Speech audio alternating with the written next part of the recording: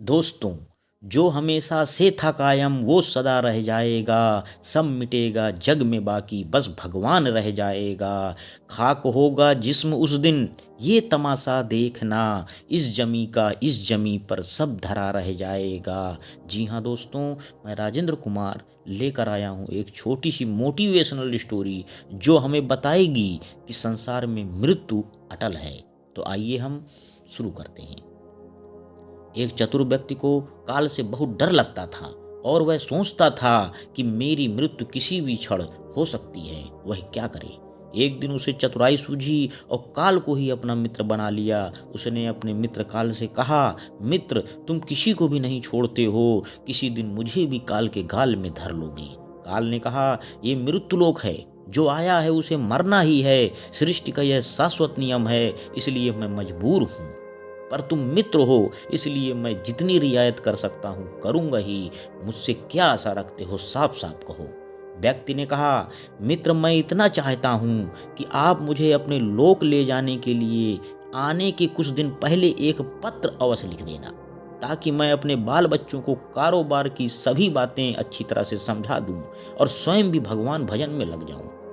काल ने प्रेम से कहा, यह कौन सी बड़ी बात है, मैं एक नहीं आपको 4 पत्र भेज दूंगा, चिंता मत करो। चारों पत्र के बीच समय भी अच्छा खासा दूंगा, ताकि तुम सचेत होकर काम निपटा लो।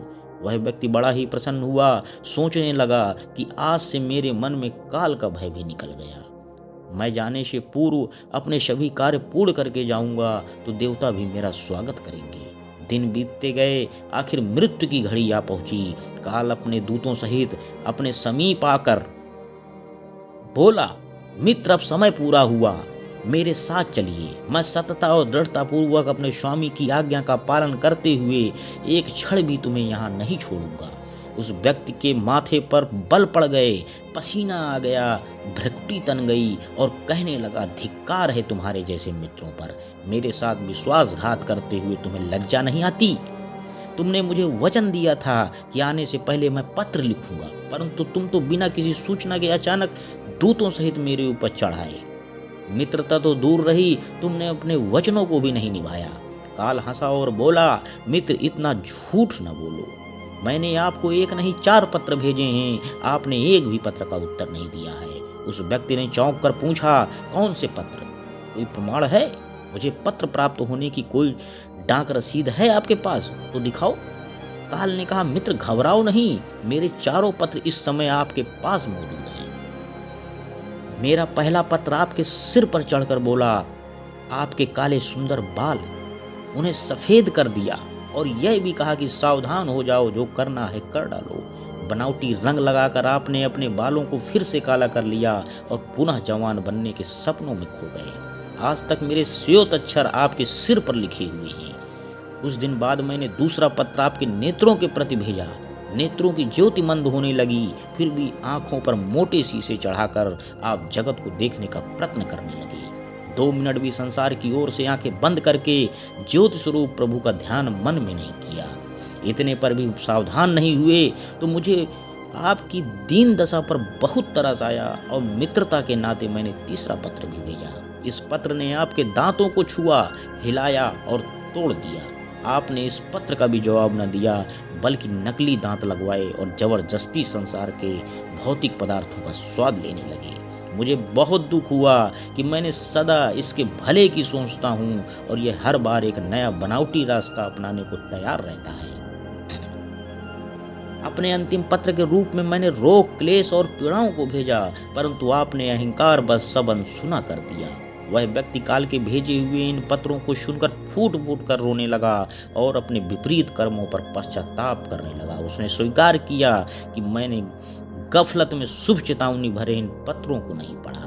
मैं सदा यही सोचता रहा कि कल से भगवान का भजन करूंगा, अपनी कमाई अच्छे शुभ कार्यों में लगाऊंगा, पर वह कल ही नहीं आया। काल ने कहा, आज तक तुमने जो कुछ भी किया, राग रंग स्वार्थ और भोगों के लिए जानबूझकर ईश्वरीय नियमों को तोड़कर तुमने कर्म किए। उस व्यक्ति को जब कोई मार्ग न दिखाई दिया तो उसने काल को करोड़ों की संपत्ति का लोभ दिखाया। काल ने हंसकर कहा, मित्र यह मेरे लिए धूल से अधिक कुछ भी नहीं है। धन दौलत शोहरत सत्ता ये सब लोभ संसारी लोगों को वश में कर सकता है, मुझे नहीं। काल ने उत्तर दिया, यदि तुम्हें मुझे लुभाना ही चाहते हो तो सच्चाई और शुभ कर्मों का धन संग्रह करते। यह ऐसा धन है जिसके आगे मैं विवश हो सकता था, अपने निर्णय पर पुनर्विचार को बाध्य हो सकता था, पर तुम्हारे पास तो यह धन धेले भर का भी नहीं है। तुम्हारे ये सारे रुपए पैसे जमीन जायदाद तिजोरी में जमा धन संपत्ति सब यहीं छूट जाएगा। मेरे साथ तुम उसी प्रकार निर्वस्त्र जाओगे जैसे कोई भिखारी की आत्मा जाती है। काल ने जब मनुष्य की एक भी बात नहीं सुनी तो वह हाय हाय करके रोने लगा। सभी संबंधियों को पुकारा, परंतु काल ने उसके प्राण पकड़ लिए और चल पड़ा अपने गंतव्य की ओर। तो दोस्तों, इस छोटी सी कहानी से हमें सीख क्या मिलती है कि एक ही सत्य है जो अटल है, वह है कि हम एक दिन मरेंगे जरूर।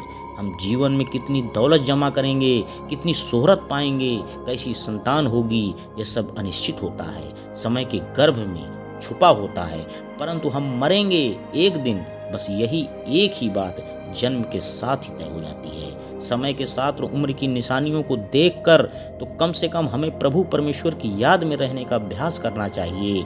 इसमें तो हर एक को, चाहे छोटा हो या बड़ा, सबको प्रभु परमेश्वर की याद में रहकर ही कर्म कर लेने चाहिए।